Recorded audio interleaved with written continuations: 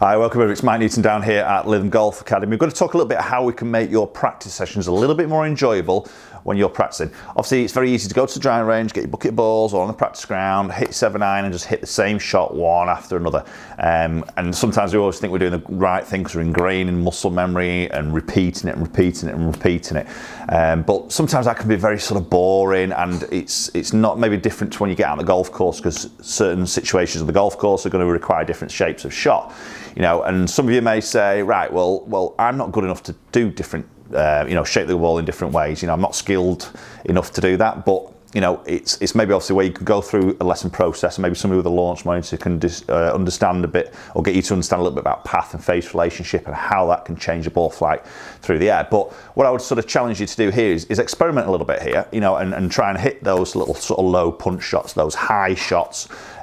Keep this with a 7-iron start, but then hit that low 7-iron, high 7-iron, hit a draw 7-iron, hit a fade 7-iron, hit a hook 7-iron, hit a slice 7-iron. Really mix up, hit a flop shot 7-iron. You know, all this is how you can adapt and change your way you would set up to the golf ball, your thought pattern through the actual shot, as in terms of what you're going to do with the club face, the loft, the face position to try and shape that golf ball. It just makes it a little bit more fun, a little bit more challenging. Obviously, certain situations on that golf course where you're going to need a shot like that. You know, whether you're going around a tree, you've got to hook it, you've got to fade it, you've got to hit it low under it, high over it. You know, certain scenarios like that will call upon these shots. And if you've never done it before, you've never practiced it before, it's going to be a struggle and you won't want to do it on the golf course. So we're going to talk a little bit about how we can make your practice sessions a little bit more fun, okay, and start maybe shaping a few different shots here and there, and see how this can maybe change your ball flight and maybe give you a different outlook when you get out on that golf course. Okay, so what I want you to do here, obviously get your bucket of 50 balls, whatever it would be, have your little warm-up session that you would do, and then maybe put them into groups of 4 here. So 4 balls, 4 balls, 4 balls, 4 balls, and we're going to hit 4 high, 4 low, 4 draws, 4 fades. Okay, so we're going to mix it up a little bit here. Obviously pick a target out on that range, into the batches of 4, have your little warm up, and then start to play a couple of little shaping sort of shots. Okay, so I'm going to start off my first batch of 4 balls. So I'm going to play 4 high shots here. So I'm going to play all this with a 7-iron here. Obviously I've got my standard sort of 7-iron flight. So the first 4 I'm going to play some high flights here. So what I'm going to do here is obviously just play the ball a little bit further forward in my stance. I'm going to get the feel here now of letting the club head sort of pass my handle a little bit more to deliver a little bit more loft impact to obviously hit this ball a little bit higher. Okay, so I'm going to hit 4 shots doing that.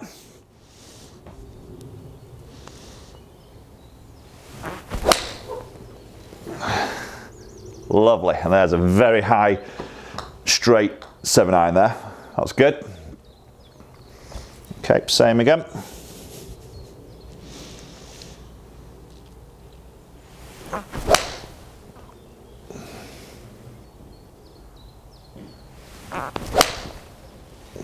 And again there, lovely.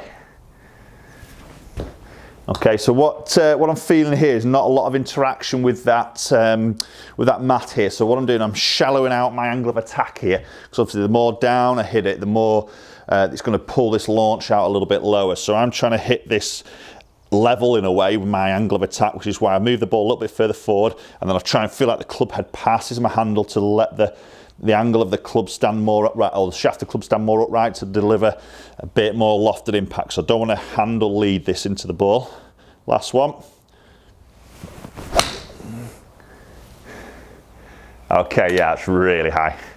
Okay, so that felt okay to me. I don't have any issues doing that. So the next 4 shots I'm going to hit here now are going to be low shots. So obviously going to be a lot of adjustment in my stance here.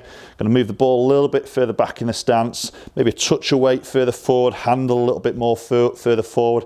So I'm really going to try and control this loft of the golf club, and maybe just sort of shorten off my follow through a little bit here, just to try and keep this ball flight down a little bit more. So give this first one a go.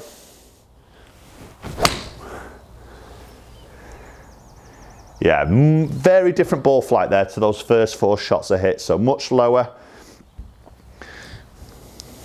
Same again, so ball a little bit further back, hands and weight a touch forward. Just going to hold this follow through off a little bit. Yeah, really low. Okay, so 2 very different ball flights then, and obviously, again, as I mentioned before, situations on that golf course where they would you know, I may need that sort of shot. I'm working on this here. I know what I need to change here to try and do this. And this is obviously what you want to be doing on the range, on the practice ground, playing around with these different sort of shots. That's lovely. Yeah, I'm not hitting that really hard there either. I'm just hitting this quite soft, keeping the spin off it, which keeps the ball flight down. Okay, I'm going to hit the last one here.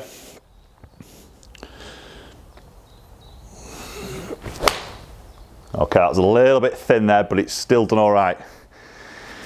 Okay, so third batch of 4 balls. Okay, I'm going to hit fades with this one. Now, this is a little bit harder for me. It's a tougher shape for me to hit as a fade. Okay, so I'm going to really think of here now working my path a little bit out to in, so working a bit across the back of the golf ball to the left, so I'll swing a little bit more left, and I need to leave this club face a little bit more open to that swing path here to hit that sort of shot. So as I say, this is a little bit tricky for me because I tend to get a little bit more from the inside here, so I need to really sort of work and feel this club work left here. So I'm just going to maybe just open my stance a tiny bit, but not massive, and I'm just going to really open my body up and let that path and that handle work a little bit left here and keep the hands a touch quieter.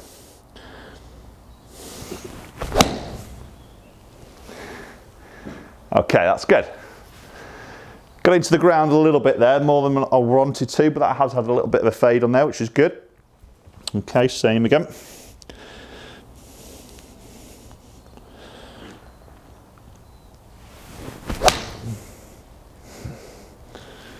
Okay, so there's my bad one, there's my pull.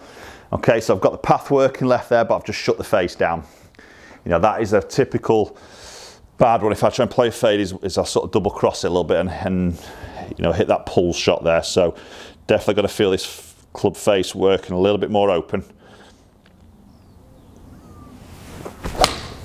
That's better. Yeah, it's good. Nice little soft fade on that. Work the path left. Good. Nice. Okay, good. So the last batch of 4 now, obviously I'm going to hit draw shapes here. A little bit easier for me to do this with my path and face relationship. So this shouldn't be too much of a problem. So I'm just going to play the ball a bit more central again. Obviously just let the path work a touch up that right hand side and just let that club face point back to target.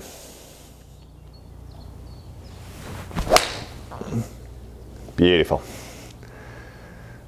Yeah, there's a sort of little 8-yard draw there. Okay, and again.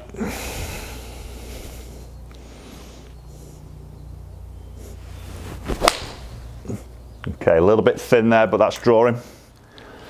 Okay, same again, about 8-yard draw there, perfect. Feels much easier for me to play that shot than the fade. And this is maybe something that you guys might find when you're out there. You might find one particular shot so much easier to play, other ones you might find it a little bit of a struggle, but this is where you need to be experimenting and trying these different sort of shots. A little bit heavy that, but it is drawing. Touch more out to the right than the other two, but it is moving right to left there. Okay, and the last ball here, hitting me a little draw.